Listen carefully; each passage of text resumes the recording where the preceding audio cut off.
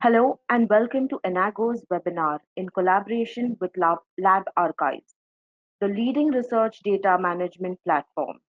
Through this session, we will aim to help new and established research leaders understand their roles and responsibilities and acquire the necessary skills to run a research laboratory successfully.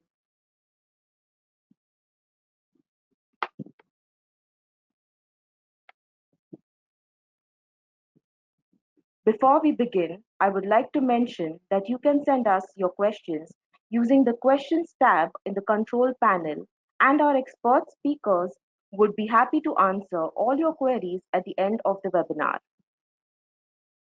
Today, we have with us our expert speakers, Dr. Stephen Huff and Ms. Mary Lenville. Stephen is a published author with 20 plus years of experience in manifold scientific fields, including big data analytics, machine learning, AI, algorithm development, laboratory management, and informatics research. He is currently working as a senior lead scientist at Booz Allen Hamilton. As a publication and training consultant at Enago Academy, Stephen provides guidance and research scholars for a successful academic career. Mary is the Vice President for the Product Management and Customer Success Division at Lab Archives. She leads the teams dedicated to a successful experience and with Lab Archives application. Before joining Lab Archives, she served as a product manager and director of content integration at ProQuest, as well as a senior editor for various academic publishers. We extend a warm welcome to our speakers and thank them for joining us today. Before I hand over the mic to Stephen, I would like to give you all a brief introduction about Enago. We are the world's leading author service provider, and our author first, quality first approach ensures that our authors receive only the best quality output and excellent user experience at all times. This unrelenting focus on authors' needs means that we never compromise on our quality systems and processes at any cost. All our services are designed keeping in mind the author's needs. Enago Academy is our author training platform that educates authors through several resources, including webinars as well as live workshop sessions. We also have an e-learning platform for researchers called Enago Learn, along with one-on-one consultation platform called Enago Consult. Enago offers world-class services to researchers at different stages of their research careers, such as two-editor system English language editing services, academic and non-academic translation services, manuscript preparation service, and publication support service. The Enago promise guarantees that the manuscript edited by us will never be rejected based on poor language. On a rare occasion, if rejection occurs, we will take full responsibility for re-editing the paper for resubmission at no additional cost. Enago's comprehensive after-sales service will support you at every step of the way until your manuscript is published. They are designed to take care of every need from time you receive our main service until you are published. Enago's research communication services are designed to help you effectively present your research data. In case you are interested in any of these services, feel free to email us at webinars@enago.com. Now, without any further delay, I will hand over the mic to Stephen. Good morning, everyone. I hope you are happy and well today and come ready to learn. Today, of course, we're talking about lab management, lab resource management in particular, lab management, management of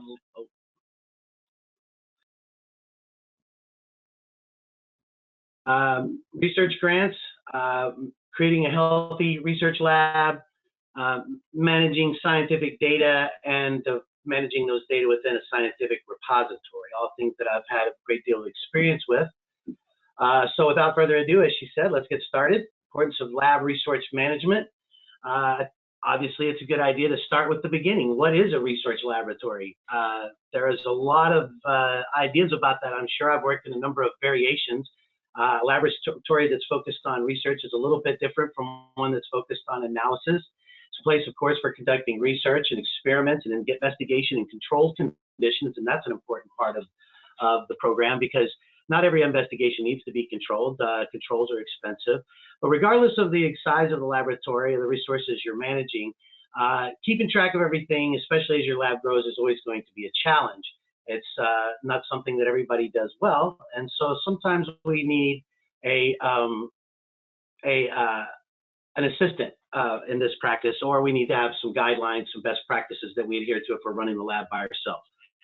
So things that typically happen in a lab, especially when you're starting up, as I have been as a new scientist, and you don't have a lot of resources or personnel. The good thing is you don't have a lot to keep track of. The bad thing is you don't have a lot to keep track of it with. So common problems you run into is you have a full stock room, but you can't find anything. It takes a long time to locate your reagents and supplies, and this can be very bad in a timely experiment where you don't have your reagents on hand. You have to go hunt for them, and by the time you get them back, the process that you're working on has completed. And of course, managing a budget is always difficult. I've worked in government settings, academic settings, commercial settings, and each one has a little bit different requirement on their budget. We'll talk about that a little later in the program, but spending money is not always a bad thing. So the importance of resource management probably can't be stressed enough. If you've engaged in this practice at all, you probably already know that. There's a lot of reasons for doing it. Besides controlling inventory, it helps to minimize the types of amounts of chemicals that you have in storage. If you're performing certain procedures, these chemicals can require quite a bit of overhead, not just in the cost of storing them if they require refrigeration or other special handling, but sometimes they require special reporting to the government, especially if there are radioisotopes or things like that. Also, it's going to reduce the generation of waste. I have seen an entire laboratory have to recycle their whole stock reagents because they ordered them too soon at the cost, in one case, of almost $500,000. These things sometimes happen, but planning can avoid it in most cases. And then, of course, scheduling equipment maintenance and audit procedures is also very important. If you have a very expensive piece of equipment and you're not maintaining it properly, that's not a good thing. It's really easy to lose track of those maintenance contracts. And of course, any kind of management protocol helps to facilitate the implementation of your budget and keep costs down. So what strategies can we implement in order to manage our lab and our lab inventories? Probably goes without saying that an exhaustive list is a good place to start. If you're starting just from scratch and you have a small lab, that's the best place to begin because building it there is easier than getting started halfway through it and trying to go through your inventory and manually key everything in. This will help you account for every item. It identifies missing items, and it obviously helps you keep track of what you need to keep in stock, what needs to be restocked. And then if you're a very productive lab and you're working very hard, it also helps you keep track of what you're using often so that you can be proactive about your ordering. And then those kinds of proactive activities usually have some kind of a set threshold. When we're down to so many of these things at this time, we need to order that many. So obviously that's a big step, creating the list and then maintaining it. When you have a list, it's almost completely useless if you don't know what that list puts things. So this is where you need to employ my wife or someone very much like her, someone who's very organized, who knows where things are and is very particular about where things go. When you remove them from the shelf, you put them back in the same place. Of course, if they need to be discarded, you're discarding them properly and then keeping track of what's been used. So in a lot of cases, you have a volumetric sample that you only use in portions. And so it's important to keep track of not just that you have this commodity on hand, but how much of it is left. There's a lot of different methods out there for doing this. Over-the-counter software is probably a good place to start, but you can do it in a spreadsheet. The government, by the way, is really big on that. Spreadsheets everywhere. There's really nice label printers that you can use to print out your not only your labels, but things like barcodes. So if you get really fancy and you've got a really productive lab, you need to be very efficient. You can get these little Barstow scanners and automate a lot of this data entry that way. And of course, it's also important to make sure that you're storing reagents and chemicals in the proper way according to their hazardous handling procedures. And in most laboratories, especially academic and government laboratories, there will be audits, typically from third parties, and there's usually some kind of a ding if you're not able to account for these things or keep track of them properly. So I think it's probably goes without saying that this would be a centralized inventory management, but in today's world where collaborators can be around the world, it's probably not practical to think that a large lab has its inventory all under one roof. So it becomes even more important to maintain these distributed resources. I've had instances where I've been working with collaborators such that I've had to supply the needs of their lab in order to conduct the research, but of course I'm not physically there. Those products are mine. They're owned by my handlers, and I need to keep track of them, but I don't have any control necessarily from day to day how that's handled. So a lot of times this is an important aspect of your collaboration. You want to make sure that they have sound laboratory practices, and if possible, make sure there's a way for collaborating on those management practices, but also, as it mentions in this slide, the management of the purchasing, because if you're buying for multiple groups, you can sometimes get a price break, and that means you need to coordinate where things are going to go and who needs what when. Again, online tools are very important for this in modern practices. Obviously, a small 3-man lab probably doesn't need a cloud-based resource. A spreadsheet might do, but it's probably also true that a scratch piece of paper isn't good enough either. And at the bottom, it does mention, I think, something that used to be quite important. I don't know since COVID how helpful this is, but when you can get a salesperson to come out and visit your lab, that's a great day for all of you, because you might find something that you need at a good price, and you're probably going to get some gifts.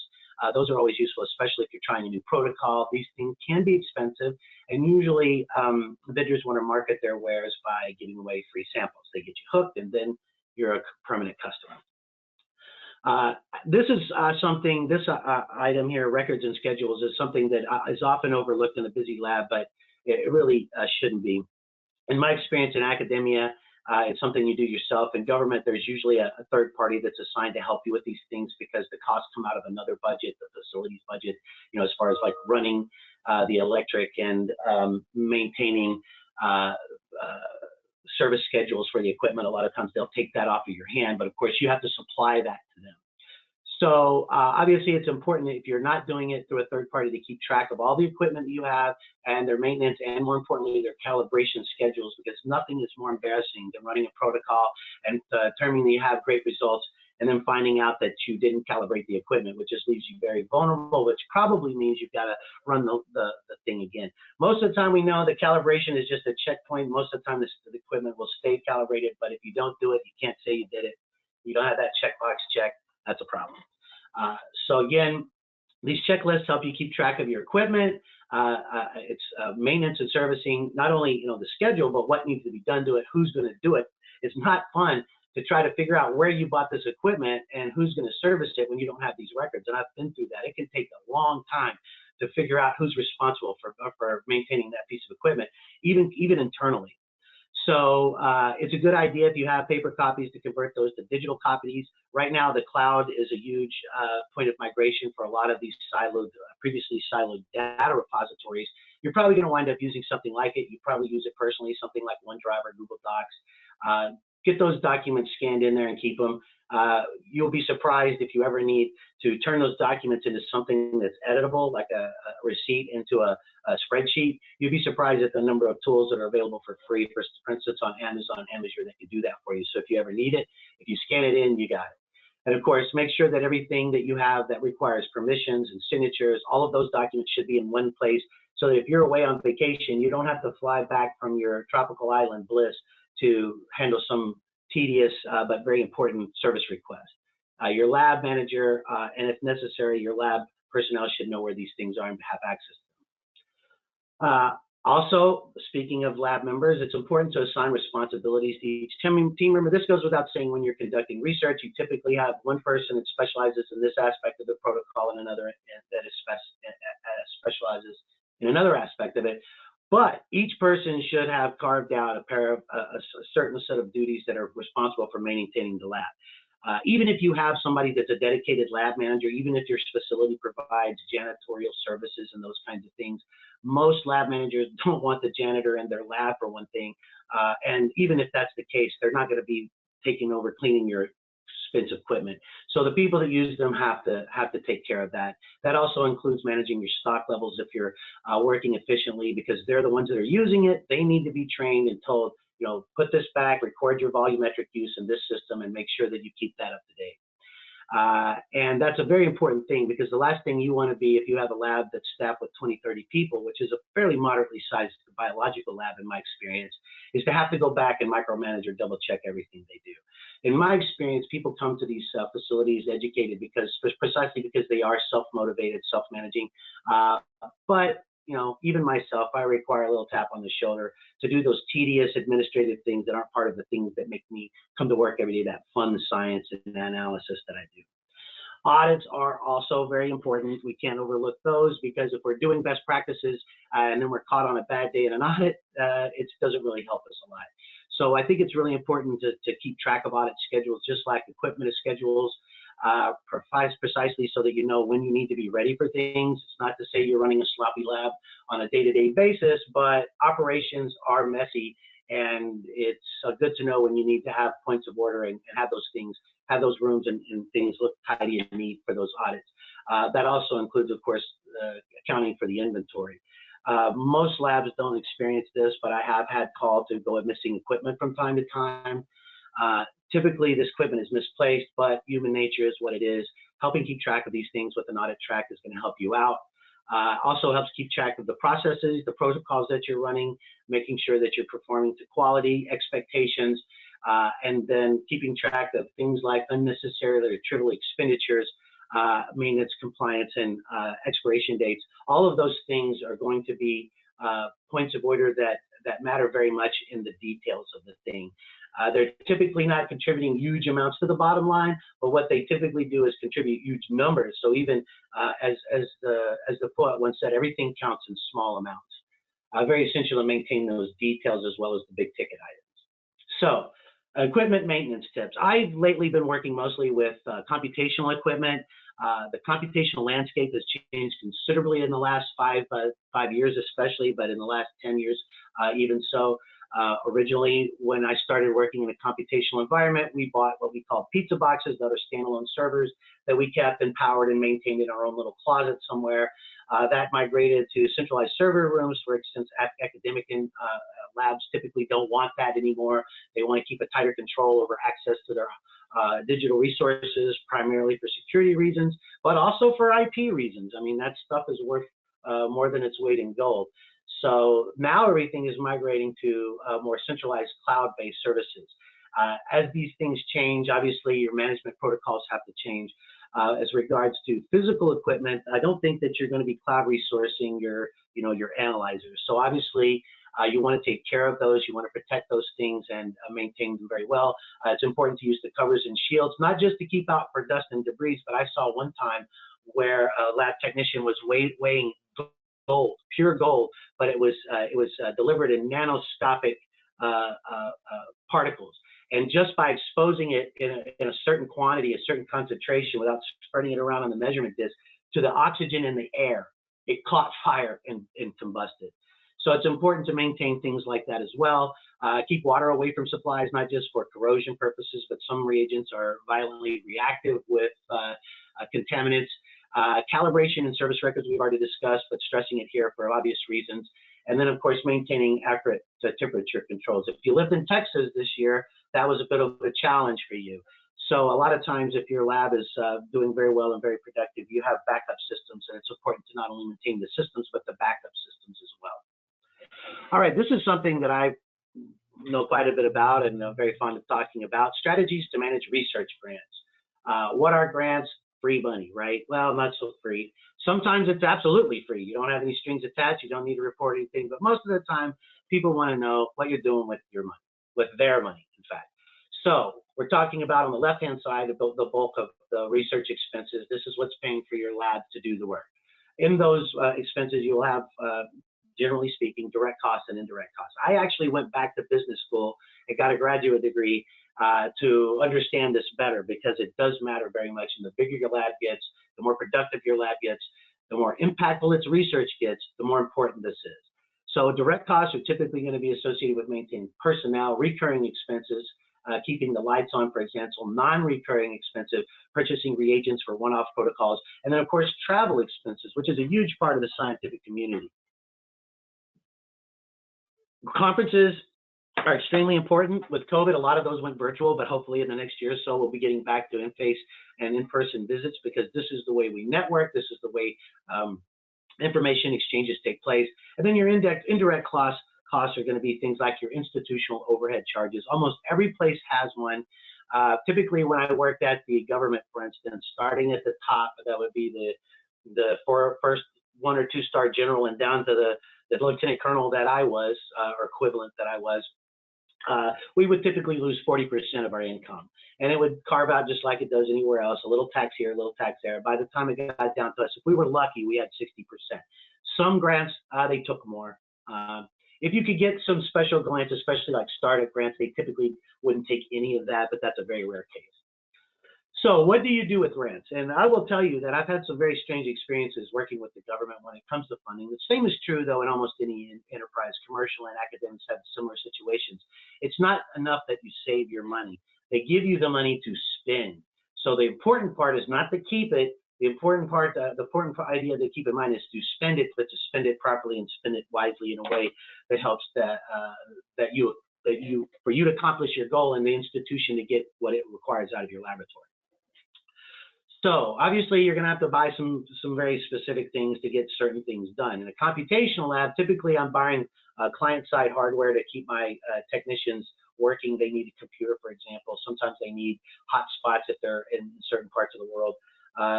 My costs on the front end are usually low, but on the back end, what I'm usually paying for in a computational lab is the cloud, or the access to the server room, the personnel support it. I've also worked in biological laboratories, of course, where we're using either our own proprietary equipment that we buy and own, or B, collaborative equipment that we share with others. So sometimes you have more or less control over this, but obviously you want to keep up with the training. You want to maintain access to reference books. Typically, this doesn't mean actual books anymore, but I'll tell you one thing that you cannot overlook in a laboratory is access to something like Excelsior, one of these big research libraries where you can get access to the current articles and get the full text without having to spend, sometimes these things are $100 or more per article. So when it says reference books, manuals, laboratory notebooks, I would think, yeah, you want to have access to the internet because most of it's out there. And then also you want to probably get access for your people to have that research resource as well. Chemicals, reagents, obviously workshops and seminars and conferences, hopefully that's coming back. The online conferences and workshops have been a little less expensive, but they really didn't save us much money. Of course, we don't have to pay for the airline tickets and the hotels. And of course, major equipment is always a big purchase. I have, by the way, seen very poorly planned practices in this regard. I once saw a $500,000 brand new biological sequencer that sat in a hallway for 18 months in a dust cover, and then finally was mothballed 3 years later out of some lab somewhere where it was still sitting in its dust cover. It was never used one time. And the reason for it was because they bought the equipment with leftover funds, which provided for hardware, but they didn't have any funds for training or personnel. So they were trying to acquire that for those 3 years, and by the time they got it, the equipment was obsolete. So it's important to do this. It really is. I can't stress that enough. Things will sneak up on you. How to manage a research grant. First of all, I've been on both sides of this. I've written the grants, I've reviewed the grants, I've reviewed the software, the products that are inside the grants. I can tell you that most grants that will get approved by laypersons are the ones that are written with a lot of fluff and dander and almost no substance because they read easier. The ones that are going to be a little more challenging to get are the ones that actually are written well with technology behind it. So it's important to write your grants very, very clearly. Even if you understand your technology, you should get somebody that does it to read it, because that's the person that's going to be reviewing it 9 times out of 10. They very rarely have enough money to pay somebody like myself to come in and read what you've written. So it's important that you first of all understand the easy stuff like page count, if there is one, margin sizes, format, structure, because I could get 10 grants, and if I could see that they didn't do that, I would reject those right away. And the reason for it is very simple. It seems very nitpicky. You say, man, I really wrote a great grant. I have all this stuff in there. Well, when I look at your grant and I could tell you wrote it for another institution and all you did was change the to and from on it, that's a big sign that you're not really focused and interested. So that's the reason why we screen those out right away. Also, if you really are interested, but you didn't follow those details, that's another good indication to us that maybe you need to go back and work on your laboratory management practices just a little bit more, because details are important in this business. Once you get your grant, keeping a record of every penny that you spent, maybe not penny, certainly dollar. You want to keep track of that. You want to know where the money goes.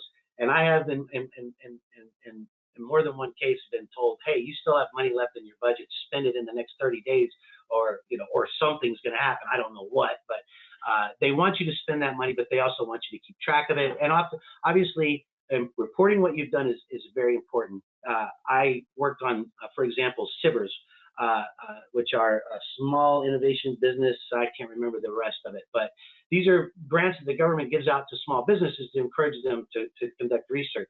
The first one's a giveaway. If you don't report anything, they'll still give you the money. The second one, a little more challenging, but if you're not reporting and doing these things properly, you don't get the third one, which is where the real money is. We're talking, tens of thousands to hundreds of thousands to millions. So if you want that big grant on the back end, you're going to need to do the work up front.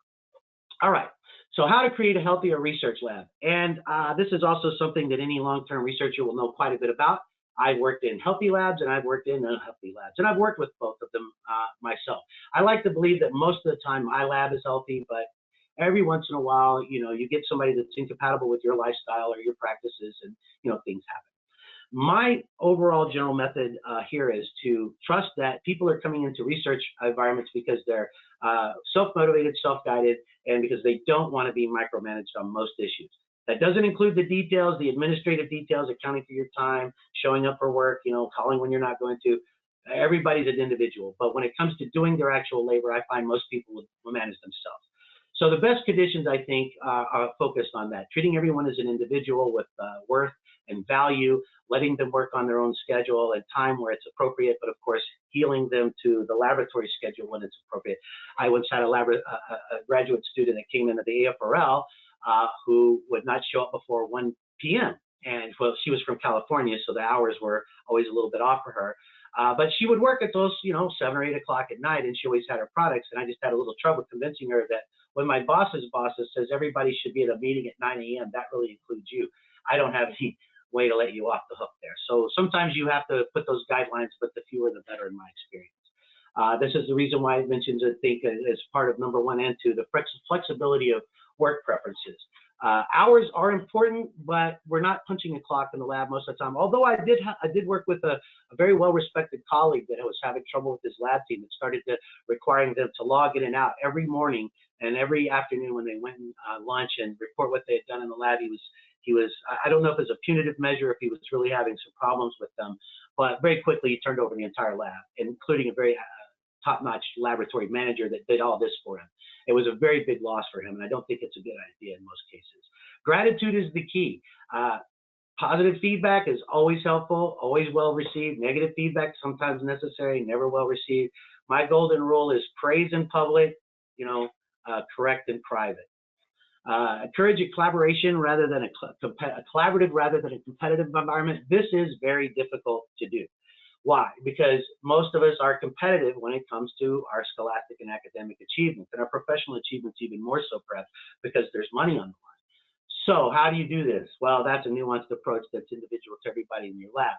But collaboration is the focus of science, and it's also one of the most difficult and problematic and rare things that I've ever seen in science. It's very strange when I first got into the business. There is a technique for you doing it. You have to be a bit selfish and a bit selfless. It's a very challenging thing to do. But if you can achieve a truly collaborative lab, you will find your lab explode. It's productivity, it's connectivity, it's networking. People will want to come to work with you because that is a rare thing. Most of the time when people being collaborate, they mean I get all the glory, you do all the work. I get all the money, you do all the expenses. Giving credit is a big part of that. I've had people very blatantly borrow my IP off property and only credit me when I'm in the room. This happens all the time. I personally don't feel that's appropriate. I always try to praise and deliver that credit where it's due, because that's what encourages people to keep coming back.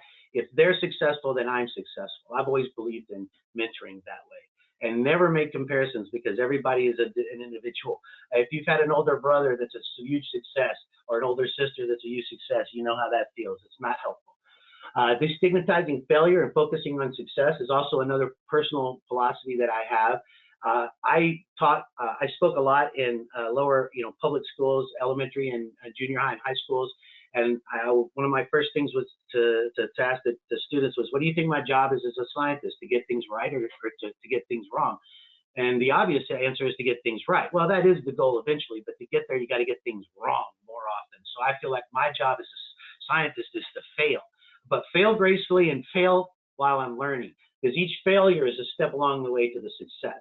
So failure is not an option. I don't think that's a saying that you bring into the research lab. Maybe at the end of it, once you get your result and you're trying to get some grants and take the next step, then failure is not an option, but to get there, failure is the practice for most parts. Promoting professional development is a very touchy thing, because what happens when you give an ambitious new graduate student or research assistant new skills and new experiences, they put them on their CV or their resume, and now they're worth more money and they're going to go down the road. Well, that does happen. It will happen. It almost always happens to everybody at some point. But a proper approach to this will encourage them to stay longer, because after they've been through a lab or two, they realize that's not always the case. So if they land a place that's willing to develop them, they're going to stay as long as they can to get as many development opportunities as possible. So how do you keep them on your lab bench? By offering those opportunities, and by the way, give them a little pay raise or something every time they do something significant. It's just the way it works. Things get more and more expensive every year. And finally, sharing tips to maximize productivity. I've worked with people that won't share what they know, and I've also worked with people, especially in the professional business, that will actually tell you the wrong thing, so that that's how they think they maintain their competitive edge. I've always felt like if I'm telling you something that you don't know, I'm already super competitive, and the fact that you're learning this from me makes me more valuable, makes you more valuable, and gives me time to go learn the next thing that you're going to come ask me for. That's how I stay on top of that. So what is good laboratory practice? GLP. It's a quality system concerned with the organizational process and the conditions under which non-clinical health and environmental safety studies are planned, performed, monitored, recorded, archived, and reported. That's straight from the FDA in 1978. And I do believe Jimmy Carter was in effect at that point, so you know it's good stuff. But the truth is, these protocols are drafted for some very good reasons. Sound, reliable, repeatable non-clinical research is the only way we get a viable drug to market, for example. Because if you've done it and you say it does this, and I put it on the market and bad things happen, which has been known to be the case, and very serious outcomes have resulted, then we need to know what happened. So as long as you've done your job, you've done everything you could. It can be scaled, it can be repeated to demonstrate that yes, you were doing your job. You're going to be in a lot better situation than the otherwise case might provide. So the standards are also important. Obviously, it's how we interact lab to lab. If we're talking apples to apples, it's a lot easier.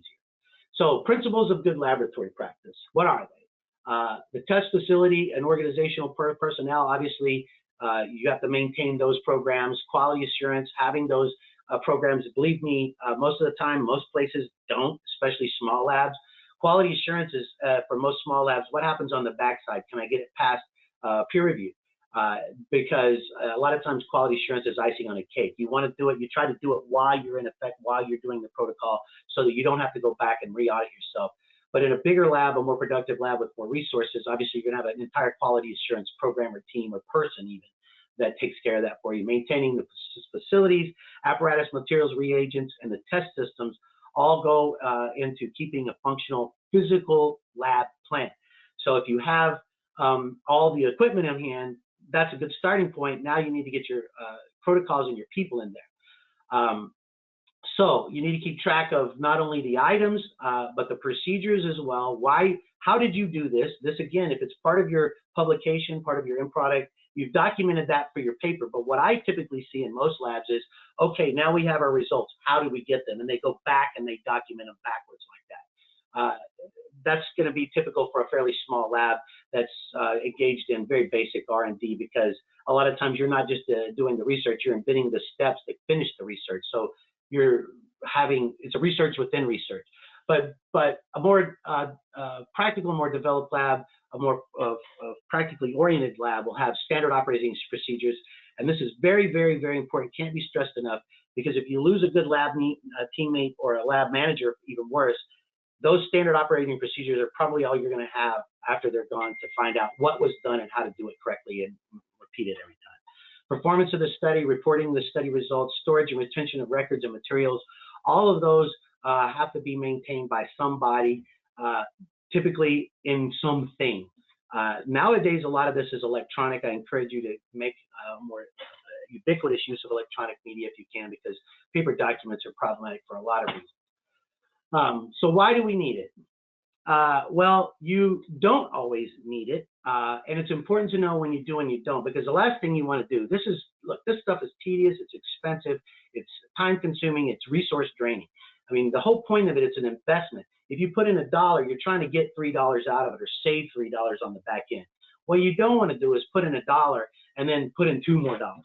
So you need to know where these are appropriate and where they're not. So if you're not producing documentable results, for instance, if it's basic research into methodology, not into results, if it's studying a new analytical method, we're running and this is very common, by the way, in the computational world. I might run data through a dozen, maybe 100 different models, maybe thousands of different variations on those models to explore the parameter space. Not necessarily to manipulate the data on the end, but to figure out what within the data set is driving the effects that I'm seeing. So you may need to do that repeatedly, and the iterations themselves are important. It's the finding at the end. And of course, chemical tests that you use to market a food product, things that you're doing to maybe test your own reagents, are they still at the concentrations they say they are? Those things don't necessarily need to be documented and well practiced. But non-clinical safety studies for drug development, agricultural precedent, anything that touches a human being. I worked in a toxicology lab more than once, and the rule of thumb there was most toxicological standards are developed for the naked baby living in the dirt. And I thought that was a very strange thing for them to say. Why naked baby living in the dirt?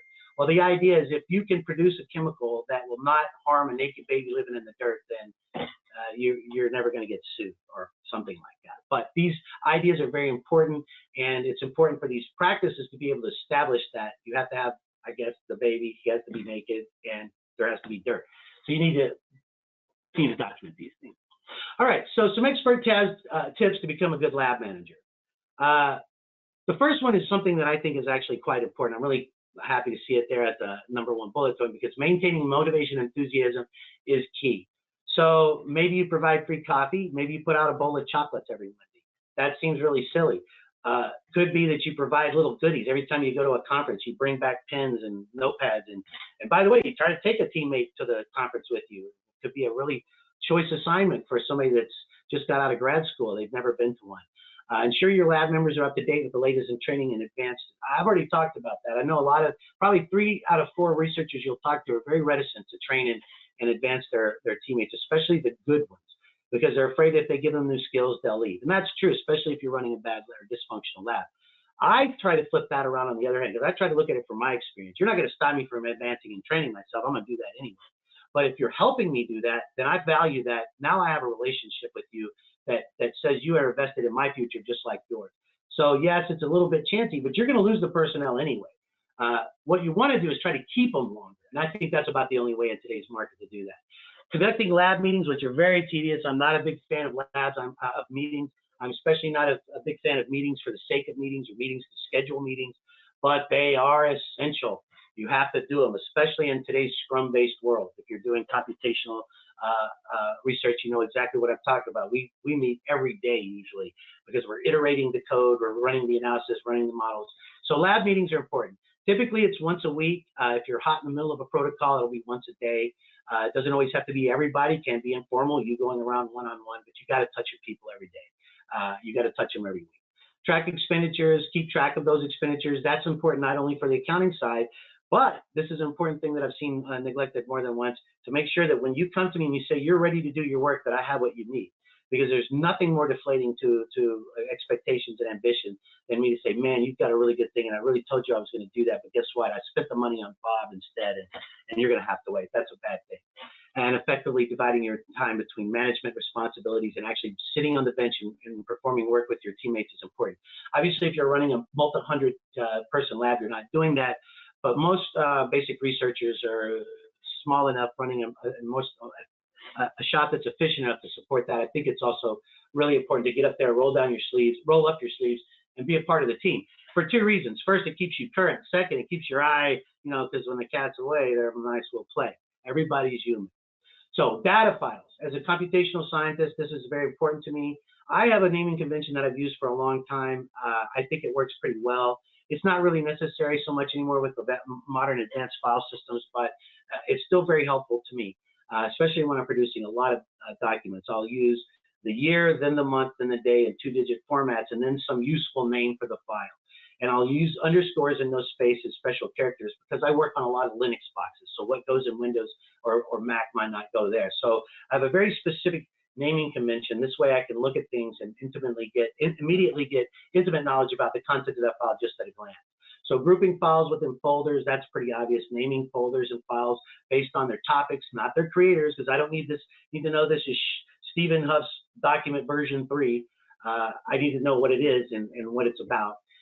And then using that consistent naming scheme and sticking to it, requiring everybody in the lab to doing the same thing and being a stickler about that. So if you see one guy that's got his own flavor, you got to go talk to him. Don't do that.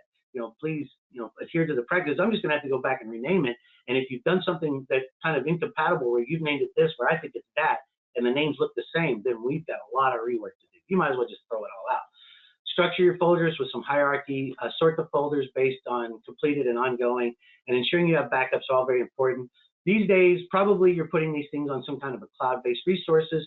So backups a little, not so much so important. If you've got it on your own server or your own laptop, man, you better back that up, because just yesterday, my wife dropped her laptop onto the power cord, and we're a little worried about that. That's the kind of thing that really could set a lab back quite a bit. So the top 4 tips for data management. Ensure you maintain a clear and consistent file structure. Use non-proprietary open file formats when possible. I worked a lot with MCBI data, for example. I couldn't always use it in the format that it was, so I had to do a lot of conversions, but I would dump those conversions, whatever they were, in separate repositories and keep track of those and annotate within the code why I was doing what I was doing to the data. README files are important if you're coding. I like the code very particularly. Lots of comments, headers at the top, who wrote it, when, what does it do, every function with the parameters that are being passed into it named. The same thing is true with your protocols. Which vendor did you buy from? Which version of it was. Copying down its production dates can help you with quality control and any questions that might pop up after your publication is released or after your product's on the market. And then as far as data is concerned, using the rule of 3. That's 3 copies of data, 2 in different locations and 1 on a different type of storage hardware. Again, the cloud obfuscates the need for a lot of that on the back end, but it doesn't do anything to help you with your client side. So if you've got a laptop where you're storing it and then every couple of weeks you upload it, for that 2 or 3 weeks you're vulnerable. This is a good practice. Have a ruggedized, not just an external, but a ruggedized external hard drive. To keep those on, keep them on your local hard drive, keep them on that ruggedized hard drive, and make a practice of moving up to some other server resource like a cloud resource is really good. Managing scientific data responsibly using data repositories. This is something that's going to be more and more important for ongoing research, because even in the wet labs, even the biological labs, the equipment is starting to just be digitalized. So yeah, you've got to put in liquid reagents, you've got to go grow and culture the cells or whatever it is you're doing. But after the analysis is complete, this stuff isn't dumping out on paper anymore. It's going into basically demulated file spreadsheets, or it's going right up to some application in the cloud that's processing and analyzing for you and spitting out the results. So this data repository is going to become more and more important as information becomes more and more digital. I think it's all digital. I don't know really a lot of people doing paper anymore already. So you want to create a data archive if you don't have access to one. Most institutions do. I noticed I worked in a research academic institution in the government laboratories. They usually have a separate independent entity for this. The government has a couple of them. This way I can look up research that was done in 1952, and 50 years from now they can look up my research. We can avoid repeating the same mistakes or the same successes. We can stand on the shoulders of giants. So you want to have a good archive. This could be something on the cloud that you maintain yourself. It could be on a server. It could be on a laptop. That's not a good idea, but sometimes you got to do what you got to do, and you're maintaining it, but you got to have one. Could be also a file drawer. I mean, I'm not going to walk away from the fact that some people still do keep paper documents in file drawers. Obviously, that's a lost art. Keeping them well organized is important. That's your vault in effect. So preserves the long-term viability, availability of the research data. I can't tell you how many times I've gone back just 2 and 3 years later to repeat a study or review a study or use the data in a new analysis and find it so hopelessly unmanaged that it's completely useless. So archiving both the data sets and the metadata, not only what is the value, but what is that value about? You know, which sample was it? Which protocol was it? Which run was it? And if you can, in your collaborative, making that thing connected to other people is really helpful. So don't overlook something like Wiki. If you look on Wiki, by the way, it's probably changed because it's been several years. But at one point, every single entry in the Wiki encyclopedia on viruses came from my lab. It's not that we created it, but I had a grad student that went in and created and wrote a special page for every single one of them because we were building we wanted to build a curated database, but we didn't have the resources to do it. So we let the Wikipedia, the world, curate our data. So when interested researchers would see this, they would add to it. So a couple of years later, we'd come back and harvest it. And then we did quality controls. Was it, was it what people feared? They put in a lot of garbage, or is it real stuff? And what you find is Wiki is actually extremely well curated. So it's not the same thing as doing it yourself, but it does work. So the importance of using a data repository. It facilitates data discoverability. It allows you to disseminate and synthesize on a global basis your findings and your processes. It provides for real-time updating and indexing of databases, especially if you're in the cloud. Provides user access and controls for data. That's very important. You have to remember that Amazon created the cloud for one thing, to defeat massive distributed denial of service attacks. So the one thing that you get with the cloud is that really basic infrastructure for security. It's invaluable. Helps you curate your research data, keep it safe. It keeps it useful and interoperable. It supports publishing both negative and positive results. And that negative part's really important because most journals don't want to publish your failures. But most researchers are interested in your failures so they don't have to repeat them. So if you're collaborating, they want to see that. What have you done in the past so we don't have to report it? Those kinds of things are only going to be found in a data lake, a data repository. And besides that, if you do it, especially in something like the S3 bucket in Amazon, you can give it a unique identifier so that it's accessible all over the globe as an independent thing. It's only that thing. Nobody can get a duplicate. It points them right to your product. And it provides a mean for grant compliance, not just federal grant compliance, but really most grants want to know that you're keeping track of your data in an appropriate way. So there's a lot of self-service repositories out there. I'll go through a few. Here on this slide, examples are Figshare, Zenodo, and the Harvard Dataverse. These are data repositories that you can use and maintain yourself, but they're free. Institutional repositories, a lot of those. Data repository at the University of Minnesota, through Digital Repository, Johns Hopkins, a number of these repositories. Usually these are going to be collaborator specific. A lot of times you have to have access credentials. They're not necessarily public resources, but they will be available to the researchers.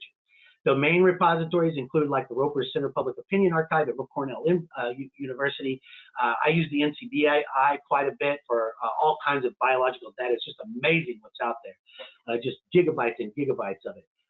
Those don't allow you to necessarily post your findings at a real-time, free-for-all sort of way, but you can get your sequences in there if you go through their process. So in that way, they're sort of collaborative. And then there's hybrid repositories, which are a little of both.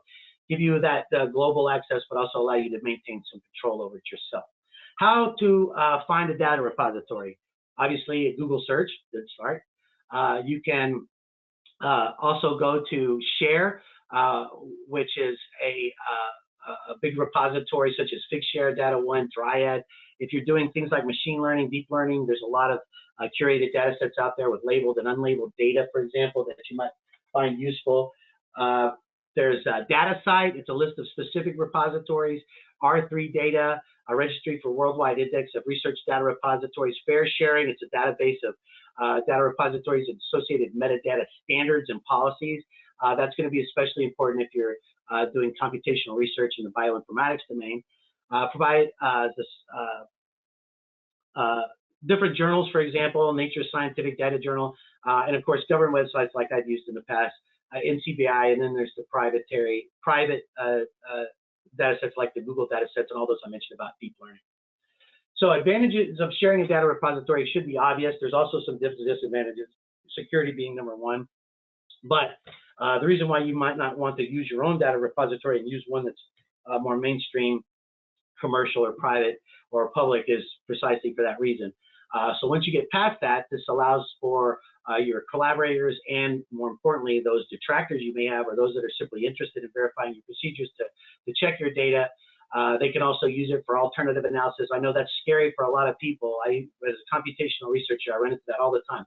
They're afraid I'm going to get their data that they worked so hard to produce and then do a 15-minute analysis with my computer and find something new that cuts them out of the loop. That's never the case with me, but some people do that. It is a concern. So collating, tabulating, analyzing not just the data for productive results, but for inconsistency. This is actually something that is easy to overlook. I, as a computational scientist, go through my data with a fine-tooth comb right up front because I hate to get on the back end of it and find a glitch like that. So the more eyes on it, the better. Extended analysis is always a good thing in a collaborative environment, not so good in a non-collaborative environment. But you can also not only perform, but verify that you can perform the reproducible results and protocols. And of course, making those false results available is also very important, especially for collaborators. So I think that's about it for today. This disclaimer, I think, ends my part of the presentation. And we're at the query point. I'm going to turn it back to the host. Thank you for your time today. I've enjoyed this session.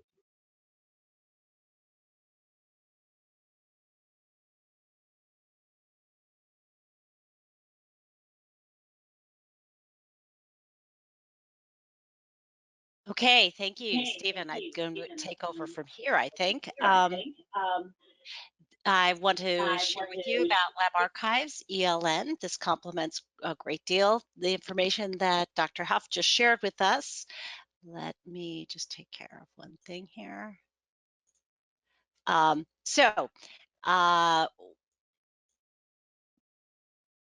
We'll be covering LabArchives ELN. We also have LabArchives does have an inventory and a scheduling tool, but those are going to be a bit out of scope given the limited time we have today.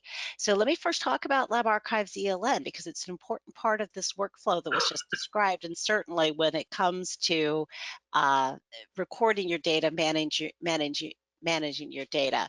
So LabArchives is a secure, and I really want to emphasize that, cloud-based platform for the organization, communication, instruction sharing, and publication of scientific research and data. We align with many compliance standards and guidelines such as SOC 2, Type 2, HIPAA, GDPR, FDA, 21 CFR Part 11, 508, and the WCAG, but there are more. Before we take a look at the ELN and key features, I wanted to give you a quick overview of how the notebook, the ELN, serves as the collaborative platform and offers tremendous flexibility for implementation. So the notebook is basically the connection point, as you can see here, among the principal investigator, typically the notebook owner, and research members. Access control allows the different types of users to have a wide variety of different responsibilities. You can have someone with the administrative role in the notebook, and they then can manage access control for other users. You can have different guests with short-term access, and some of this can be mediated so that there's read-only or edit rights. So access management is a key aspect of data management and can be configured differently for each notebook so that you wind up with a uh, PI who could own several notebooks and have different configurations in each one. And each notebook can be dedicated to a specific project and have that flexibility. So with the peace of mind that comes with that flexibility, you can start focusing on how you want to use the notebooks. Now, as I'm going to show you, there are a variety of tools for actually adding the data to the notebook, but I wanted to give a quick nod over here to the integrations that we have. Most of these integrations result in uploading files. Dr. Huff mentioned a lot of the equipment these days generates digital files, and we interface with several of these, not the least of which is Microsoft Office. I know that's not a piece of equipment, but that's used extensively with spreadsheets. But other things like DNA files from SnapGene, GraphPad, and so forth, FlowJo and whatnot. So all of these get stored together with the data that you actually add into the notebook itself, and it is all securely stored within the cloud. So let's go ahead now and pivot over to taking a look at the notebook itself. Okay, so there are some key aspects of the ELN or notebook that I'd like to highlight. So in LabArchives, we give you a variety of ways to organize data. Dr. Huff mentioned this. This is a key aspect of the cloud-based notebook as well.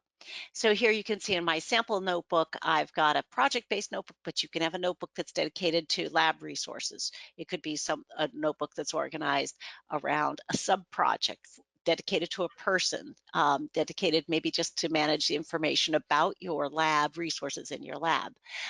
Within the notebook, you've got you can have multiple folders and subfolders. As you can see here, this allows you to just organize the information where you're going to be storing it, leading down to the actual page in a notebook where the data goes. And just as Dr. Huff said, figure out your naming conventions, you'll want to do that here. This is kind of the cloud digital version of what you might have done in paper or in other places. So then it gets to data management, addition and management.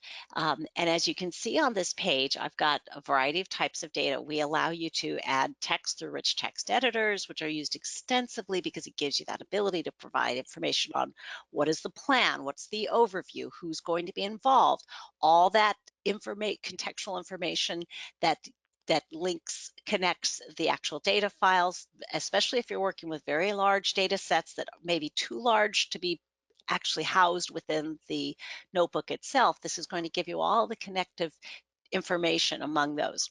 So we have rich text editor, we've got headings to help organize the information on the page. You can see I've put on a spreadsheet, image file, I've got a DNA file, and so you have this ability to put a variety of different types of data on the page. You can upload any type of file.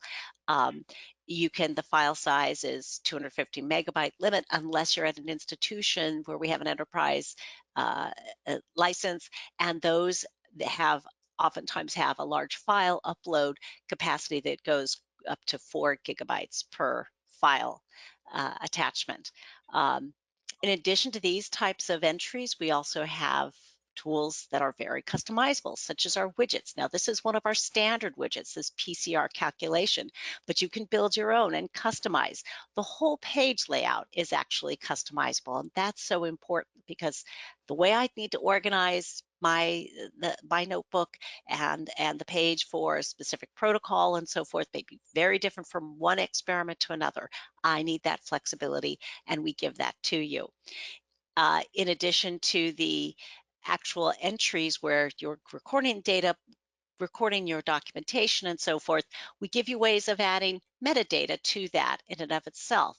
So things such as tags, you can enter any types of tags you want. It's completely configurable to you, but then it links and helps with data retrieval. You can add links out to other websites, maybe where your large data is stored and so forth. The final thing that I want to point out on the page itself is very important when it comes to data security and integrity. And that is for every single entry that you see here, there's a date and timestamp. This comes from our server, it's using the NIST standard, and it cannot be modified by the user. So we save every single version of of, of every entry. As you can see here, I've got the history that I've got going here, and this allows you to see the complete audit history of what happened with that entry and revert to prior versions. And you can look at this at the entry level or even at the page, look at the history of the page. Nothing can be deleted from the notebook. While there is an option that lets you delete things, it really just removes it from the page and it can always be reinstated. So this is a very important part of maintaining the information, being able to, if you ever needed to go back and say, what's the provenance of this specific feature or discovery or what it is that you might be working on. There are additional tools that help for the lab managers, PIs, to manage what's going on in their lab across multiple notebooks, one of which is an advanced search that we have available for you, where you can search across all your notebooks to find just that specific type of information and leverage a variety of data points. We've got notifications that you can get, including the activity feed, which allows PI or notebook owner to be able to go in and just see activity and filter out activity according to what's interested, what they're looking for, to keep tabs on things and just stay abreast of everything that's happening. So if you are out traveling at a conference, but I should point out, because this is cloud-based, even if you're at a conference giving a poster session and you need to reference some details regarding information on the poster, you can pull this up, look at your notebook, get to this detailed information. So highly flexible. So these tools and many more that are available, simply don't have time to go through all of them. Let me jump back here. These basically all support best practices when it comes to research data management, which is an integral part of the good lab practices that Dr. Huff mentioned. So LabArchives combines security features and flexibility. Those are very important because that allows it to be used for any research anywhere. We are not just for chemistry, biology, and so forth. We have people doing a variety of type of research using the notebooks. So it's highly customizable. It saves time. It's secure and protects the data and intellectual property, which is extremely important. It gives you that flexibility for access control. If you do want to collaborate with someone, you can share just what you need. You can share down to an individual entry or an entire notebook. You can give edit access, read-only rights, and remove that access when you need. So it's very important, and it's constantly backed up. So again, although the focus that I've had here has been primarily on the ELN, I do want to point out yet again that we do have the inventory and the scheduler tool that are available. The inventory is an inventory management tool, and scheduler is a resource management and reservation tool, so for reserving equipment and so forth. So I want to leave you with just an invitation to visit our website, labarchives.com. When you get on the landing page, you'll see ELN for research. You'll see information on other platforms and applications that we have. Try it for free. You can sign up for a free account. Try playing with the tools. You'll have access to all the tools that I've breezed over very quickly. And you'll find also at the website more information on different features, compliance. We've got a very robust knowledge base and links to sign up for a weekly webinar, which provides a much more in-depth introduction to LabArchives ELN.